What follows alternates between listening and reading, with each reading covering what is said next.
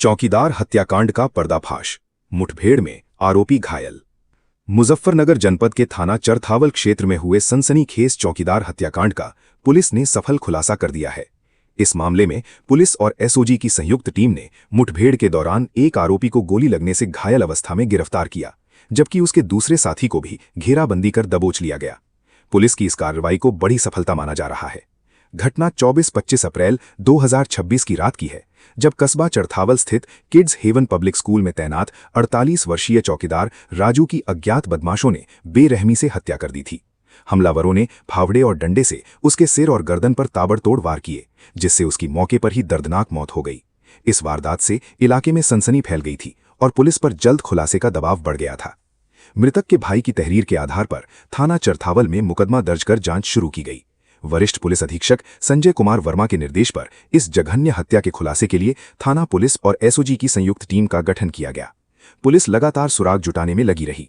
इसी दौरान 2 मई 2026 की रात पुलिस को मुखबिर से सूचना मिली कि हत्या में शामिल आरोपी ग्राम किशनपुरा के जंगल में एक ट्यूबवेल पर छिपे हुए हैं और कहीं फरार होने की फिराक में हैं। सूचना मिलते ही पुलिस टीम मौके पर पहुंची और संदिग्धों की घेराबंदी की। खुद को घिरता देख बदमाशों ने पुलिस टीम पर जानलेवा फायरिंग शुरू कर दी। पुलिस टीम बाल बची और जवाबी कार्रवाई करते हुए आत्मरक्षार्थ नियंत्रित फायरिंग की, जिसमें एक आरोपी मोहन गोली लगने से घायल हो गया। पुलिस ने उसे मौके से ही गिरफ्तार कर लिया, जबकि दूसरे आरोपी नितिन उर्फ नीतीश को सघन काम्बिंग के दौरान दबोच लिया गया। गिरफ्तार आरोपियों की निशानदेही पर पुलिस ने हत्या में इस्तेमाल फावड़ा और डंडा, घटना में प्रयुक्त एक बजाज सिटी 100 मोटरसाइकिल तथा 2 अवैध तमंचे और कारतूस बरामद किए हैं। पुलिस पूछताछ में इस हत्याकांड के पीछे की वजह भी सामने आई है। मुख्य आरोपी मोहन ने बताया कि वो पिछले 18-20 वर्षों से मृतक राजू की दुकान में किराए पर इलेक्ट्रिक का काम करता था। हाल ही में राजू ने उस दुकान को किसी अन्य व्यक्ति को बेचने का सौदा कर लिया था और मोहन पर दुकान खाली करने का दबाव बना रहा था। इसी बात को लेकर दोनों के बीच कुछ दिन पहले कहासुनी हुई थी। मोहन ने बताया कि दुकान खाली होने से उसकी रोजी रोटी पर संकट खड़ा हो गया था, जिससे वो बेहद परेशान था। इसी कारण उसने अपने साढ़ू के बेटे नितिन के साथ मिलकर राजू की हत्या की साजिश रची। योजना के तहत दोनों 24-25 अप्रैल की रात स्कूल पहुंचे और वहां चौकीदारी कर रहे राजू पर फावड़े और डंडे से हमला कर उसकी हत्या कर दी। वारदात के दौरान नितिन के हाथ में भी चोट लगी थी, जिससे उसका हाथ फ्रैक्चर हो गया था। पुलिस ने दोनों आरोपियों के खिलाफ संबंधित धाराओं में मुकदमा दर्ज कर आगे की विधिक कार्रवाई शुरू कर दी है। दोनों का आपराधिक इतिहास भी सामने आया है और उनके खिलाफ पहले से भी मामले दर्ज हैं।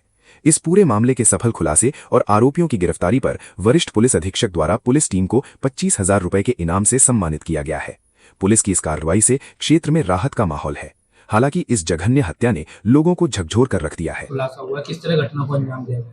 देखिए, 24/25 अप्रैल की रात में चरथावल कस्बे में एक स्कूल है, उसमें एक चौकीदार की हत्या कर दी गई थी, जिसके आधार पर पुलिस ने एफआईआर दर्ज किया था सूचना के आधार पर, और 103 बीएनएस जो कि हत्या का अभियोग होता है उसमें दर्ज किया गया था।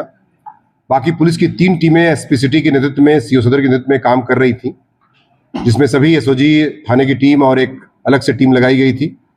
और तमाम दिनों से 10 दिन से इसमें प्रयास चल रहा था। कई बार इसमें पूछताछ की गई और पूछताछ के बाद एक व्यक्ति के बारे में पता चला कि ये इस अपराध में शामिल है, और उसके बाद वो कहीं छुप करके भागने का प्रयास कर रहा है, जिसके टिप ऑफ के आधार पर पुलिस ने जब उस पर रेड देने का प्रयास किया तो उसने पुलिस पर फायर किया, जिस पर पुलिस ने भी काउंटर फायर किया, और काउंटर फायर करने के बाद उसे गिरफ्तार किया गया और उसकी आवश्यक चिकित्सा भी कराई गई। उसके पास से तमंचे बरामद किए गए।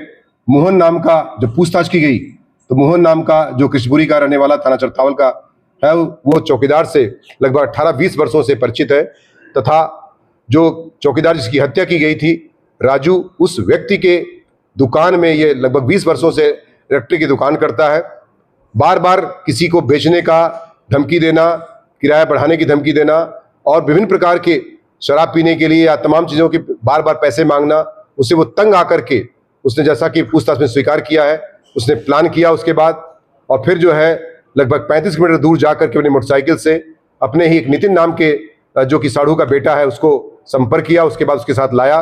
आप समझ सकते हैं इसमें कि जैसा कि पूछताछ से भी जानकारी मिली कि चूंकि सारी चीज़ें जानता था कि कैसे जो है कैमरा लगा हुआ है, कैसे जो है कहाँ से पुलिस कैसे पकड़ती है, पुलिस का भी कार्य चूंकि कर चुका था, ये पुलिस की थाने पर भी काम कर चुका था, तो पुलिस की सारी चीज़ों को ये जानता था। ये बड़ा इंटरेस्टिंग पैटर्न था इसका, और दृश्यम मूवी जैसा इसने पूरा चीज़ों को जानते हुए उसने इस चीज़ को उसको प्लांट किया ताकि वो कोई चीज़ को पकड़ ना पाए, कैमरे को उसने ऑफ किया, बिजली कनेक्शन खत्म किया उसने, कौन से रास्ते से जाने पर कैमरे में नहीं आएंगे यह जानता था वो, तब भी उसने इस पूछताछ से स्वीकार किया है। उसके पास से जो मर्डर करने का जो इक्विपमेंट है, फावड़ा, वो बरामद किया गया। उसने 3 बार वार किया था। उसी में जो नितिन है उसको भी हाथ में चोट लगी हुई है, वो भी गिरफ्तार कर लिया गया है। तथा जो भी 103 बीएनएस के तहत तमंचा वगैरह बरामद किया गया है, उसमें विधिक कार्रवाई करते हुए जेल भेजने की कार्रवाई सुनिश्चित की जा रही है। इसमें आला कत्ल, एक बजाज सिटी मोटरसाइकिल बरामद की गई है, एक अवैध तमंचा 315 बोर जिंदा कारतूस, एक अवैध तमंचा 12 बोर जिंदा कारतूस के साथ बरामद किया गया है, जिसके आधार पर एक और मुकदमा है 69/26/109 एक बीएनएस 3/25/28 आर्म्स एक्ट का अभियोग चरथौल में दर्ज किया गया है। तो इस प्रकार से विधिक कार्रवाई करते हुए पुलिस मुठभेड़ में घायल बदमाश को जेल भेजने की कार्रवाई तथा साथ ही उसके सह अभियुक्त नितिन को भी जेल भेजने की कार्रवाई सुनिश्चित की जा रही है।